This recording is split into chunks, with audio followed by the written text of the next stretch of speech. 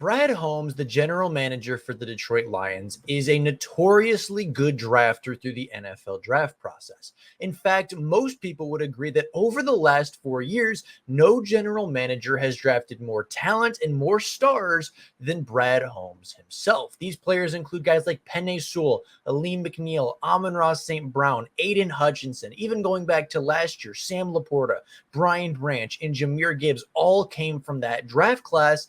And I think Brad Holmes may have just done it again with second-round selection Ennis Rakestraw, who through 3 days of padded training camp looks to be the next Detroit Lions superstar. Now, Ennis Rakestraw, as I said, was the second-round selection from Missouri. In the 2024 draft, he was selected 62nd overall. Now, despite going in the second round, Ennis Rakestraw in the pre-draft process had quite a bit of first-round hype. He had a lot of first-round buzz, but partially due to injury concern, partially due to ball production, and of course, partially due to other outside factors, Ennis Rakestraw did not go in the first round. There was a large fall of cornerbacks throughout the draft, with the first cornerback not being selected until the 22nd overall pick, and of course, the rest of the cornerbacks being dropped down the board significantly. So, due to that, again, with the ball production concerns, with the injury concerns that he was recovering from, Ennis Rakestraw ended up falling to the 62nd overall pick, where the Detroit Lions drafted him as the second cornerback in their class. Now, Ennis Rakestraw stands at 6 foot even, 188 pounds. He is a press man corner, and as a prospect, again recovering from that injury, had a 6.17 RAS score. As athletic testing didn't necessarily jump off the paper, but he was also a good enough athlete, and again, considering he was suffering from that groin injury, a lot of those numbers aren't necessarily as good as they otherwise would have been. Now, Ennis Rakestraw went through his first couple months as a Detroit Lion pretty quietly. Throughout minicamp and OTAs, he was recovering from that injury. He really wasn't making a whole lot of plays, wasn't making a whole lot of headlines or splashes, but he was mostly recovering. He was getting off to a slow start, but Dan Campbell and Brad Holmes and Aaron Glenn and even some of his teammates like Terrion Arnold came out and said that he's playing really well, that they're right where he wants him to be, and that there were some encouraging signs going forward. But again, as a fan looking at training camp, as a fan looking at mini camp and OTAs without the pads, he wasn't making interceptions. He wasn't really making big plays, and really just overall wasn't really being talked about, as he wasn't seeing nearly as many reps as the rest of this rookie class. However, everything changed when the Detroit Lions came back for training camp and when the pads came on, as Ennis Rakestraw went from being one of the quietest rookies in this class to being arguably its first star. Now, Ennis Rakestraw on the first day of padded practice was great. He was more physical. He had a bunch of incompletions when thrown at, and he even had the team's very first interception of training camp. He made a big play. Everybody celebrated. It was great to see the Detroit Lions second round pick kind of start to put it all together when the pads came on and the physicality got better. But then the second day rolled around, and not only did Ennis Rakestraw walk away with a second interception, he walked away with a forced fumble, and again, really, really good reps as the team's second string boundary cornerback.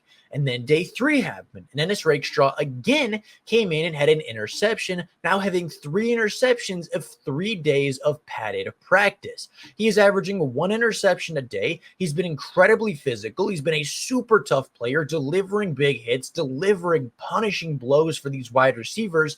And when the pads came on, Ennis Rakestraw essentially became an entirely different player from what we saw at OTAs and training camp. He's allowed to press the wide receivers now. He's allowed to be physical and hit the wide receivers and be up in their chest and, redirect them on routes. And that is where Ennis Rakestraw plays his best football.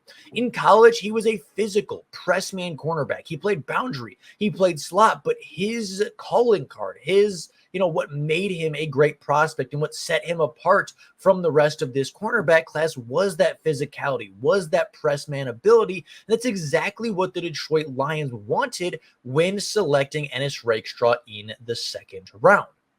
Now, in 2023, in his last collegiate season, Ennis Rakestraw played 9 games for the Missouri Tigers before falling victim to injury.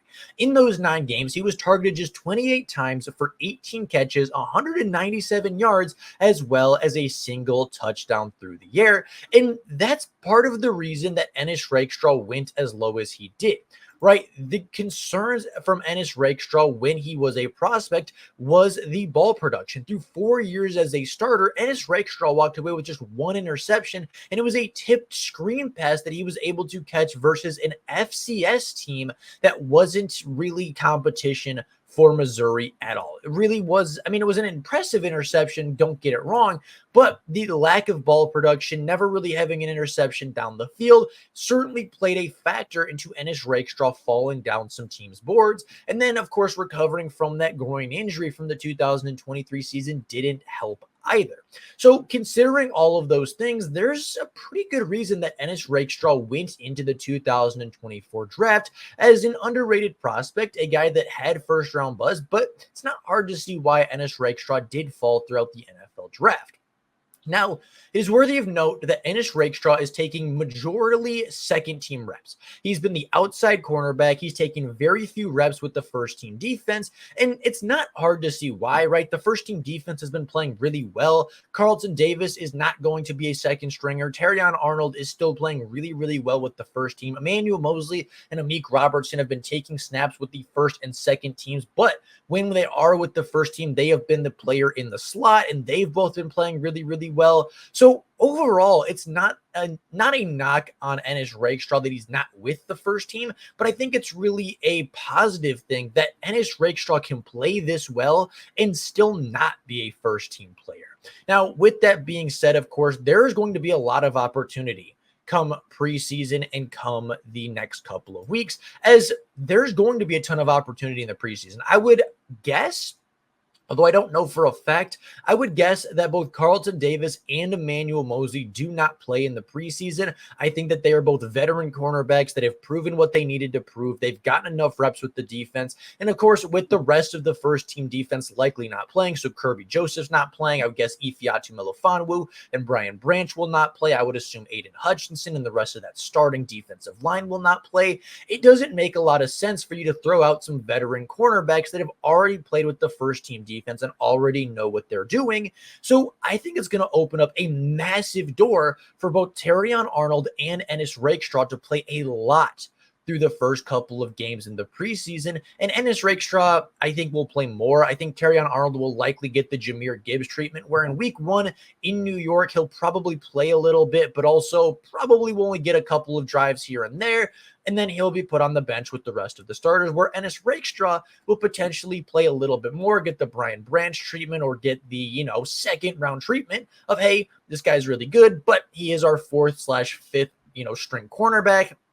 He is a guy that, needs a little bit more reps, and obviously we want to get on the field. But I would say that, Ennis Rakestraw will probably get quite a few reps, and I think we'll be able to see Ennis Rakestraw play a lot for this defense pretty early on in the preseason.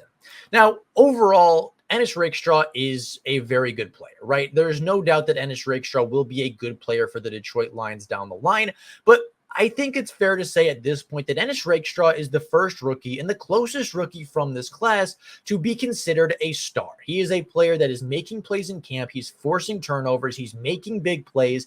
And just like his predecessors, just like Sam Laporta and Brian Branch before him, just like Penei Sewell and Amon-Ra St. Brown and Kirby Joseph and Aiden Hutchinson, Ennis Rakestraw is developing into a star, and I think that he is potentially the next player in that lineage to officially become the next steal of Brad Holmes and Dan Campbell. But with all of that being said, that is all I have for you guys today. The Detroit Lions play preseason football in 4 days, and we are going to get a chance to see Ennis Rakestraw Jr. as well as the rest of these rookies in action for the first time in Honolulu Blue. So with all of that being said, that is all I have for you guys today. I'll be back tomorrow with another video on Darius Fontaine, the other breakout player from this training camp. So if you are excited for that, please hit the subscribe button as well as the bell notification so you never miss an upload. And if you can subscribe to the channel, that would be greatly appreciated. We are 37, I believe, subscribers away from 4,100. So if we could hit that by the time the Detroit Lions kick off in New York this Thursday, that would be awesome. But with all that being said, that is all I have for you guys right now. Let me know down in the comments below what you think about Ennis Rakestraw, how you feel about his training camp production so far, whether or not you think he deserves some first-team reps with the team in training camp. I'd be very curious to hear your guys' opinions and where you think Ennis is at. But With that being said, thank you all so very much for watching. And until next time, and as always, go Lions.